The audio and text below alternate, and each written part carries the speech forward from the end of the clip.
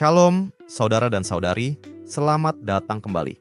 Pernahkah kamu membuat janji secara terburu-buru dan kemudian menyesalinya? Mungkin kamu langsung berkata, "iya," tanpa berpikir panjang, atau mengucapkan sebuah komitmen tanpa benar-benar menghitung biayanya. Sebelum kita masuk lebih dalam, mari kita mulai dengan membaca firman Tuhan. Amsal pasal 20 ayat 25. Suatu jerat bagi manusia ialah kalau ia tanpa berpikir mengatakan kudus dan baru menimbang-nimbang sesudah bernazar. Menepati janji. Berkata benar bukan cuma soal tidak berbohong, itu juga soal menepati janji, memegang ucapan kita dengan setia. Dalam Mazmur pasal 15 ayat 4 dikatakan bahwa orang benar adalah orang yang berpegang pada sumpah walaupun rugi. Inilah integritas yang dihargai Tuhan. Dan dalam Matius pasal 5 ayat 33 sampai ayat 37, Yesus mengajar kita agar tidak bersumpah demi apapun untuk menunjukkan kesungguhan, tapi cukup biarkan ya kita menjadi ya dan tidak kita menjadi tidak. Aku sangat menganjurkan kamu membaca bagian ini sepenuhnya. Itu sangat menegur, sekaligus membebaskan. Penulis Louis Smedes pernah berkata, "Istriku telah hidup dengan setidaknya 5 versi diri saya sejak kami menikah, dan semuanya adalah saya. Penghubung antara semua versi itu adalah satu hal.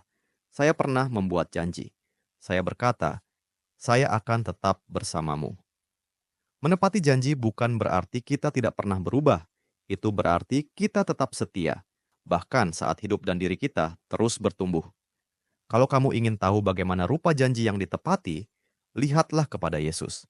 Untuk menggenapi janji Allah menyelamatkan kita, Dia datang dan memberikan nyawanya. Seperti tertulis dalam Ibrani pasal 8 ayat 6, tetapi sekarang ia telah mendapat suatu pelayanan yang jauh lebih agung, karena ia menjadi pengantara dari perjanjian yang lebih mulia, yang didasarkan atas janji yang lebih tinggi. Yesus tidak hanya berkata bahwa dia akan menyertai kita, dia membuktikannya sampai mati di kayu salib. Sebagai orang Kristen, seluruh hidup kita berdiri di atas janji yang ditepati dengan pengorbanan besar. Smedes juga menulis, "Saat saya membuat janji, saya menyatakan bahwa saya bukan sekadar produk dari takdir atau kondisi. Saya mengatasi semua yang mencoba membentuk saya. Komputer tidak bisa membuat janji, hanya manusia yang bisa. Dan saat seseorang membuat janji, saat itulah dia benar-benar bebas." Mari kita berhenti bentar dan mikir. Kapan terakhir kali kamu gagal menepati komitmen, baik disengaja atau tidak? Dan adakah janji yang selama ini kamu hindari bukan karena itu tidak penting, tapi karena kamu tahu itu akan menuntut sesuatu darimu? Mari kita berdoa bersama.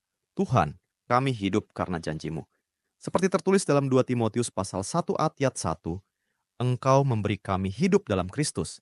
Dan menurut Galatia pasal 3 ayat 14, Engkau memberikan roh-Mu kepada kami melalui janji. Dalam 2 Petrus pasal 1 ayat 4, Engkau telah memberikan janji-janji yang berharga dan sangat besar, agar kami dapat mengambil bagian dalam kodrat ilahi-Mu. Maka ajarlah kami, Tuhan, untuk hidup sebagai pribadi yang menepati janji. Tidak takut untuk berkomitmen, dan tidak lemah untuk menjalaninya. Amin. Terima kasih telah bergabung dalam pembelajaran Alkitab hari ini. Jika Anda merasa diberkati melalui firman ini, bagikan kepada keluarga dan teman-teman Anda. Jangan lupa untuk like video ini, tinggalkan komentar, dan subscribe channel kami agar kita dapat terus belajar dan bertumbuh bersama dalam firman Tuhan. Tuhan Yesus memberkati.